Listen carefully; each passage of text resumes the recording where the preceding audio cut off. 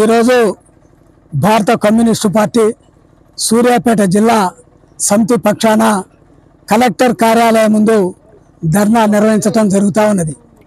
వాళ్ళ ప్రధానంగా ఇటీవల కాలంలో కురిసినటువంటి భారీ వర్షాలకు పెద్ద ఎత్తున ఈ రాష్ట్రంలో అనేక చోట్ల వరదలతోటి అనేక గ్రామాలలో మరి ముంపులకు గురైనటువంటి పరిస్థితి, అనేక మంది పేదలు మరి నడి రోడ్డునటువంటి పరిస్థితి ఇవాళ కొనసాగుతున్నది.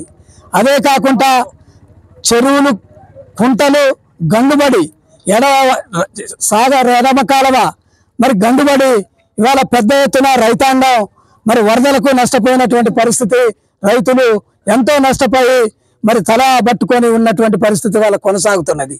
ఇవాళ కేంద్ర ప్రభుత్వం ఈ రాష్ట్రంలో వచ్చినటువంటి వరదల్ని గుర్తించి ఈ రాష్ట్రానికి ప్రత్యేక ప్యాకేజీగా 10,000 కోట్ల రూపాయలు ఇవాళ నిధులు కేటాయించాలని, తక్షణం కేటాయించాలని చెప్పి సిపిఐ పార్టీ డిమాండ్ చేస్తూ ఉంది.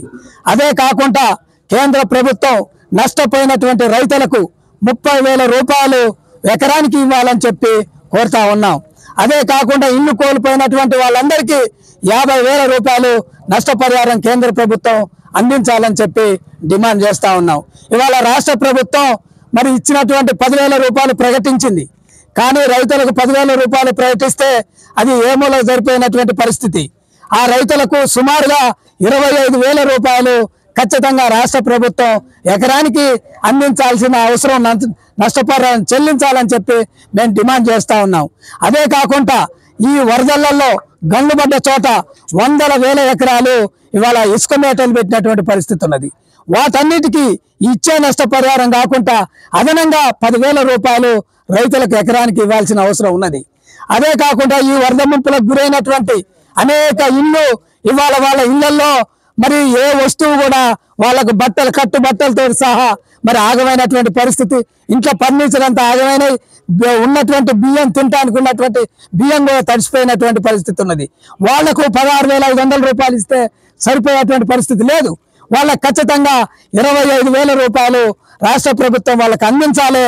మరి పాక్షికంగా పూర్తిగా దెబ్బతిన్నటువంటి ఇళ్లకు మరి ఇందిరమ్మ ఇళ్ళని తక్షణం వాటికి కేటాయించి వాటిని నిర్మాణం చేపట్టే బాధ్యత రాష్ట్ర ప్రభుత్వం తీసుకోవాలని చెప్పి ఈ సందర్భంగా మేము డిమాండ్ చేస్తూ ఉన్నాం. ఈ గండుబడినటువంటి రోడ్లు కానివ్వండి, కాలువలు కానివ్వండి, ఇప్పటికి 20 రోజులు అయినప్పటికీ ఈ ప్రభుత్వం పరిశీలన చేసినప్పటికీ సరైన జాగ్రత్తలు తీసుకోకపోవటం వల్ల ఇంతవరకు అవన్నీ పూర్తి కాలేదు. ఆ పూర్తి కాకపోవటం వల్ల గతంలో నష్టం జరిగినటువంటి దానికంటే, వరదల్లో నష్టం జరిగిన దానికంటే ఎక్కువ ఇవాళ నీళ్లు లేక పొలాలన్నీ ఎండిపోతున్నటువంటి పరిస్థితి, ఇంకా వేలాది ఎకరాలు ఇవాళ మళ్ళీ నష్టపోయేటువంటి పరిస్థితి ఉన్నది. తక్షణం కట్ అయినటువంటి రోడ్లు కానీ, ఈ గండ్లు కానీ మరి యుద్ధ ప్రాతిపదికన వాటికి నిధులు కేటాయించి తక్షణం పూర్తయ్యే విధంగా ఈ రాష్ట్ర కేంద్ర ప్రభుత్వాలు ఈ ప్రజల్ని, రైతుల్ని ఆదుకోవాలని ఇవాళ సిపిఐ పార్టీ పక్షాన డిమాండ్ చేస్తా ఉన్నాం. వాటి కోసం మరి ఎన్ని పోరాటాలకైనా సిపిఐ పార్టీ ముందు పోతామని చెప్పి ఈ సందర్భంగా తెలియజేస్తూ ఈ ధర్నా